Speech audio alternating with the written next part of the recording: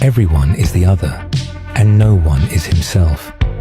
The they, which supplies the answer to the who of everyday Dasein, is the nobody to whom every Dasein has always already surrendered itself in its being among one another.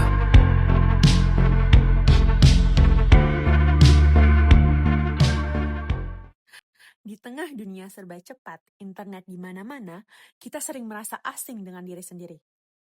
Rutinitas, media sosial, pekerjaan, tuntutan lingkungan membuat kita terus bergerak tanpa pernah bertanya, aku ini siapa? Apa yang aku lakukan?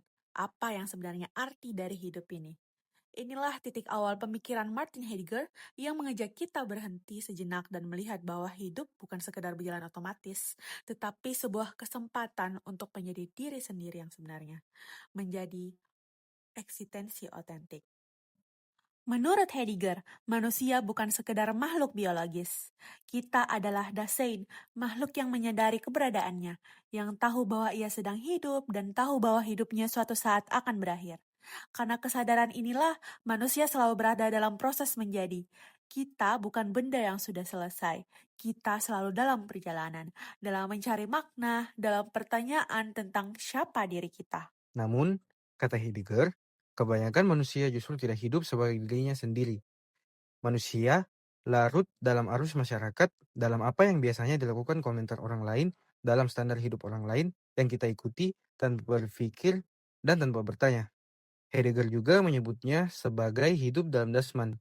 Hidup sebagai orang-orang di sini, kita meniru, mengikuti, dan menjalani hidup berdasarkan ekspektasi umum, bukan berdasarkan pilihan kita sendiri. Kita itu seperti memakai topeng yang sudah disiapkan masyarakat, sehingga topeng tersebut pelan-pelan membuat kita lupa bahwa siapa diri kita. Pelan-pelan juga kita kehilangan suara asli kita, lupa cara kita berjalan, lupa cara kita berpikir, dan kita juga lupa apa sebenarnya yang penting dalam hidup kita. Tetapi suatu saat hidup akan mengguncang. Kita bisa melewati kegagalan, kehilangan, patah hati, atau bahkan rasa bosan yang sangat dalam.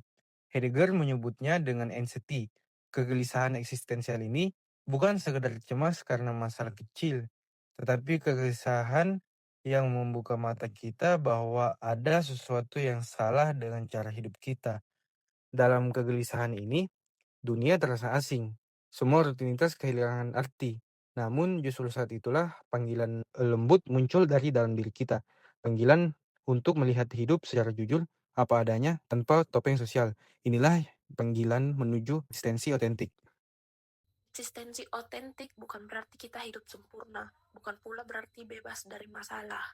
Eksistensi otentik adalah keberanian untuk memilih hidup berdasarkan nilai yang kita sadari sendiri, bukan berdasarkan tekanan luar. Di tahap ini kita berhenti menjadi orang-orang dan mulai menjadi saya, menjadi aku.